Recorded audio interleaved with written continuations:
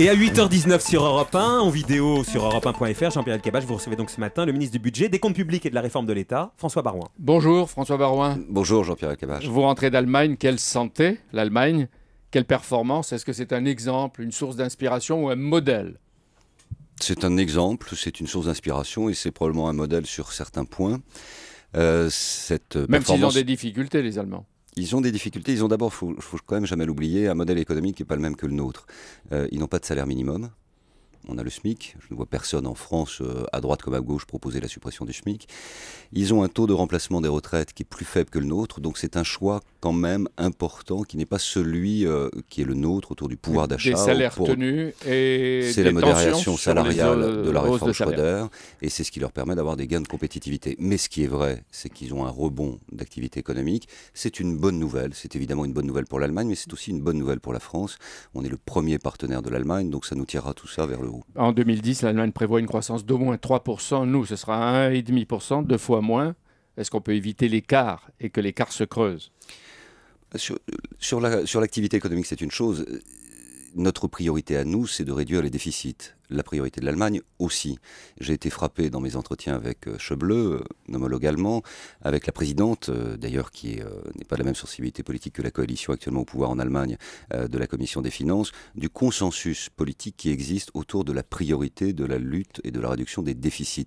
Il n'y a pas de débat plus que cela sur l'affectation des recettes supplémentaires de la croissance au désendettement du pays. Et bien je dis que sur ce point, on a en France encore un peu de travail à faire. François Baroin, à Berlin, l'austérité, on l'appelle l'austérité. Et la rigueur, on l'appelle la rigueur. C'est une discussion sur le sexe des anges, si vous me permettez cette expression matinale, Jean-Pierre Elkabbach, n'a pas de sens.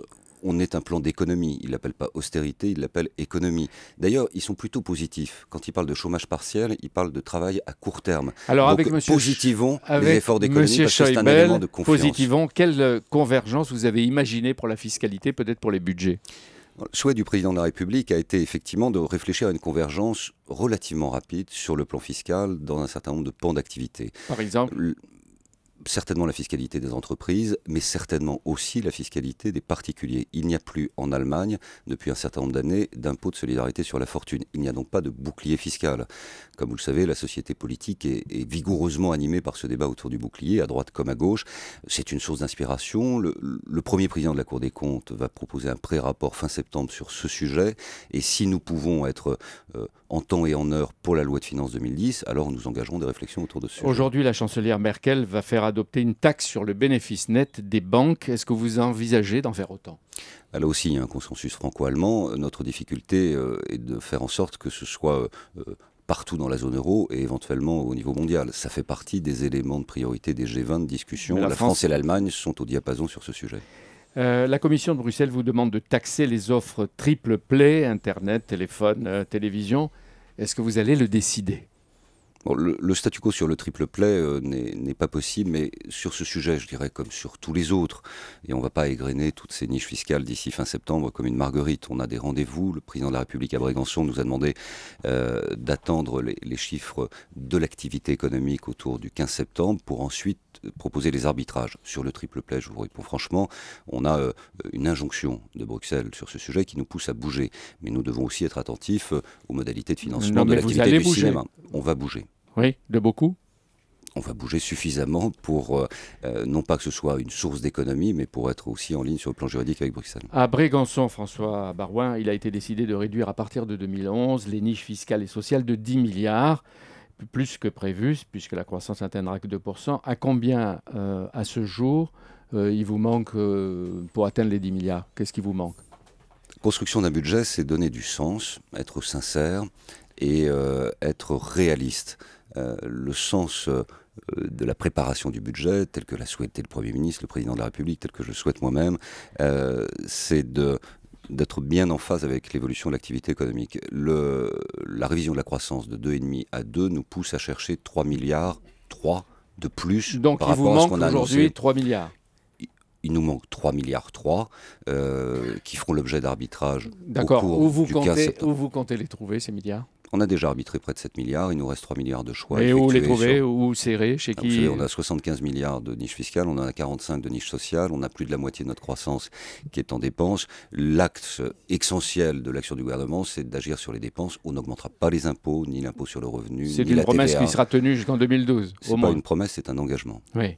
Où vous allez serrer? Est-ce qu'il y a des budgets sanctuarisés ou est-ce qu'il y a des budgets sur lesquels vous pouvez encore rogner? C'est un budget d'économie qui n'a jamais été produit. Moi, j'ai 40 milliards à trouver pour l'année prochaine. 40 milliards. On annule le plan de relance à hauteur de 15 milliards. On fait les 10 milliards sur les niches fiscales. Il y a un effort sans précédent produit sur les administrations centrales, sur l'État. C'est gelé en valeur. Un effort sans précédent des dotations de l'État aux collectivités locales. Oui, c'est un budget d'économie. Et quelles sont les niches qui sont dans le collimateur? On épargne, quelles sont celles qui ne le sont pas, si vous me permettez, parce que c'est un élément de réponse important. On épargne tous les publics fragiles, autour du RSA, des minima sociaux. C'est quoi un public fragile ou vulnérable? Public fragile ou vulnérable, c'est tous les attributaires des minima sociaux, des minima vieillesse, toutes celles et tous ceux qui... Ça, on n'y touchera pas. On n'y touchera pas. On s'efforcera dans les dispositifs fiscaux, sans trop de casse, même si on est conscient du fait qu'il y a des gens qui vont monter au créneau, qui ne seront pas contents, qui diront c'est injuste. Ce budget, il s'efforcera d'être le plus juste possible. Et cet effort sur les niches, 10 milliards en 2011, combien d'années il va durer? Notre objectif, c'est que d'ici 2013, on revienne au niveau de déficit. C'est-à-dire 10 milliards par an. On a 100 milliards à trouver sur les 3 ans qui viennent. Je reviens d'Allemagne, vous le disiez. Ils font 80 milliards sur 4 ans.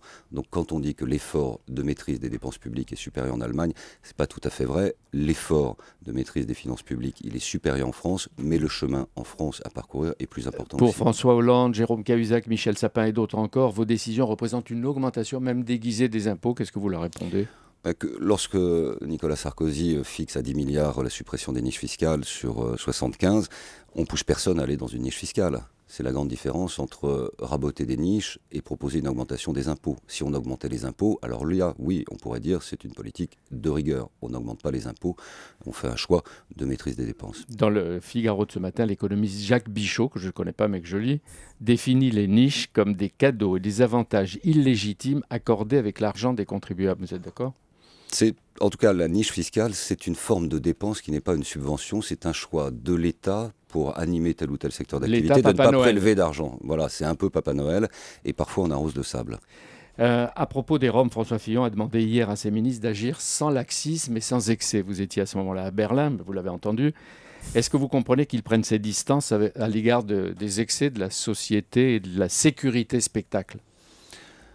C'est une interprétation qui me surprend parce que je connais bien le Premier ministre, on a travaillé sur des réunions interministérielles sur tous ces sujets.